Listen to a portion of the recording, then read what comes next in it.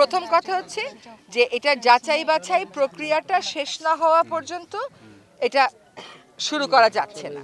ফলে এটা হয়তো জানুয়ারির মধ্যে শুরু হচ্ছে না, কিন্তু কোনোভাবেই হতাশা ছড়ানো যাবে না, কারণ উনি এই প্রকল্পটা করার ব্যাপারে চীন সরকার, বাংলাদেশ সরকার উভয়ই প্রতিশ্রুতিবদ্ধ বলেই আমরা দুজন আবার আপনাদের কাছে এসেছি। ভবিষ্যৎটা খুবই উজ্জ্বল, কারণ যেখানে কাজ তারা করছেন তারা তো আর ফেলে রাখেননি, কাজ আমরাও করেছি, রাজনৈতিক দলগুলো তাদের অঙ্গীকারে রেখেছে।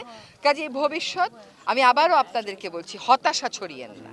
আপনাদের এই যে ভাষা ব্যবহার করে প্রশ্ন করা, এটা কিন্তু হতাশা হওয়ার হয়তো কারণ আছে, কিন্তু আপনি যদি হতাশ হয়ে যান আপনার লাভটা কি?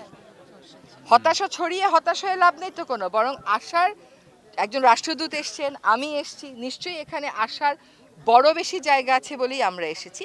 এখন একটা সমীক্ষা হয়ে আমরা যে টাকা দিলাম, দেখা গেল কাজটা করতে গিয়ে তার চেয়ে বেশি টাকা লাগলো, তখন আমি চুক্তি স্বাক্ষর করে ফেললে তো এটা পরিবর্তন করা অনেক কষ্টের হয়ে যাবে।